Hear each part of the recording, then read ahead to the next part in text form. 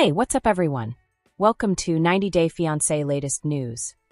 In the southern shadows of rural Virginia, where morning dew clings to the fields like yesterday's regrets and family history flows through every acre of farmland, something that can't be changed has come to an end. It wasn't a time of year. There was no drought. It wasn't even the life of someone I loved. It was a marriage that ended quietly, painfully, and for good. The names are well known. The heartbreak will never go away. Julia Trubkina and Brandon Gibbs are no longer married. It didn't make the front page of the tabloids. There were no flashing paparazzi lights, no remarks on the red carpet, and no big settlements. But for those who have been following their journey from the beginning, through the tears, tantrums, and tell-alls of 90 Day Fiancé, this moment hits like a final, silent thump. Not a shout, not a bang, just the gradual, gasping sigh of two people who couldn't take it anymore. But to know the end, we need to go back to the beginning. The flair before the smothering, the optimism before the heaviness. It all started with a video call. A Russian go-go dancer, full of fire, movement, and laughter, came into the life of a shy Virginia lad whose life had barely gone beyond the boundaries of his parents' farm. Julia was brave, bright, and full of energy. Brandon was careful, stuck in his ways, and not very emotional.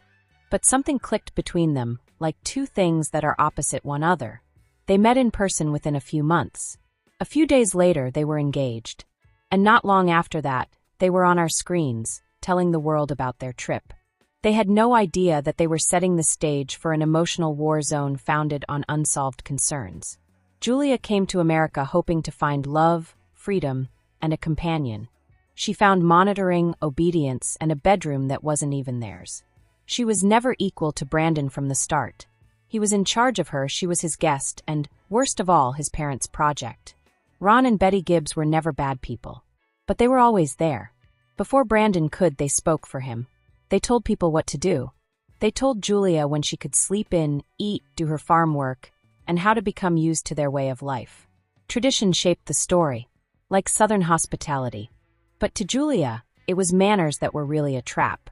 She had flown halfway around the world to be a wife, not a farmhand. She left her job, her nation, and her friends to start again, but instead she ended up knee-deep in animal waste, milking goats before morning, and being careful not to start a fight. Brandon, who was in the middle, chose peace over advancement. Over and over again. He told her to wait. He wanted her to understand.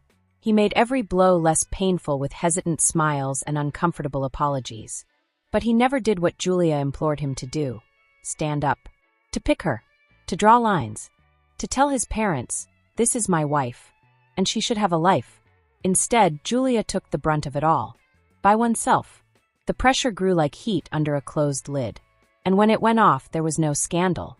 It came with no sound. Space. Separation. And with time, a slow loss of closeness that no camera could entirely portray. In the end, they left the Gibbs family's house. A little apartment. A few additional rights. A dog. But by then, the harm had gone too far to be rectified. Julia had changed into a different person. More guarded, more fatigued, and less tolerant. Brandon had too. He was quieter, more tired, and more bewildered. They weren't becoming bigger together. They were living apart and getting by. What started as cultural friction turned into emotional deprivation. Julia wanted to be free. She wanted to work, say what she thought, and make her own future. But Brandon stayed true to himself, to his passivity, and to the shadow of his family name.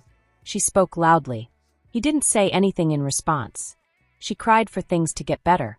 He fell into a routine. Then there were the evenings when the quiet spoke louder than words. Where you couldn't make eye contact.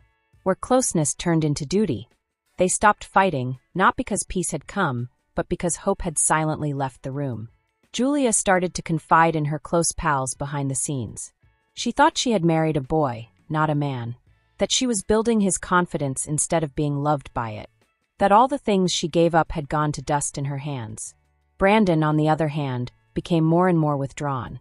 He put in more hours at work. He went to the farm more often. He talked less. People who knew him claim he started living in two worlds.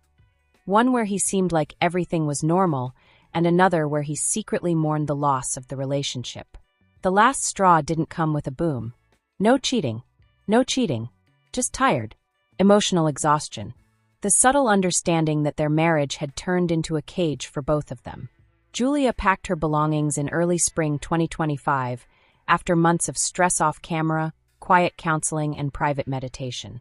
She rented a small flat in Richmond. By herself. She stopped wearing her ring. She quit putting up pictures of herself and Brandon. And finally, with shaking hands, she filled out the divorce papers. The court case was easy to understand, but the feelings behind them were really heavy. Julia and Brandon sat across from each other in a courthouse just a few miles from the farm where it all started. They were no longer husband and wife, but ghosts of the people they used to be. Don't shout. No crying. Two broken hearts, silently admitting the damage that had been done between them. Julia closed her eyes when the judge signed the order. She stayed still for a long time. After that, she rose up, nodded to Brandon, and went out into the rain. A lady who is free. A sad one. And a person who lived. Brandon stayed still for a little while longer. People who were close to him say he didn't talk for the remainder of the day. He drove home alone, parked in the family's driveway, and sat in his truck while the rain tapped on the windshield like a clock ticking slowly. He didn't call anyone, did not post online.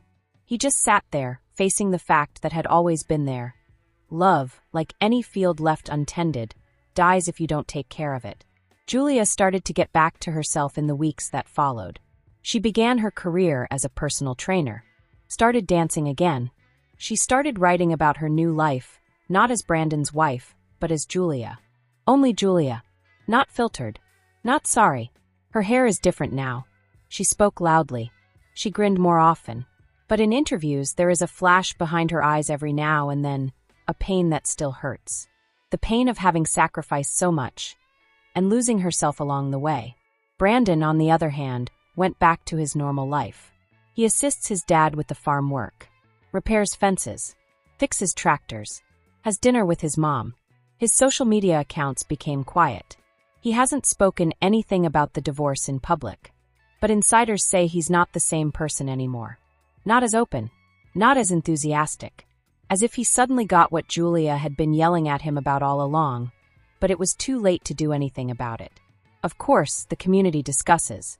Some others criticize Julia, saying she was too loud, too demanding, and too different.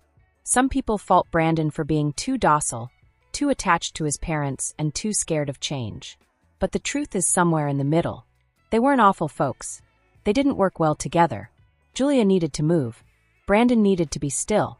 She wanted to get bigger. He wanted to feel safe. She wanted to go up in the air. He wanted the earth.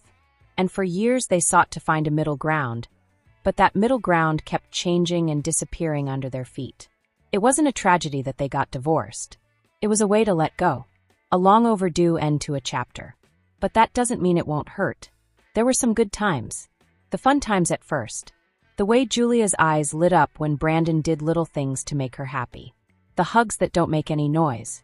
The pledges made in the dark of night. And for a while, those memories will hurt like frostbite. Pretty. Short. Burned into the heart. And now they are here. Julia Trubkina is divorced, but she's not broken. More fierce. More free. Still hot.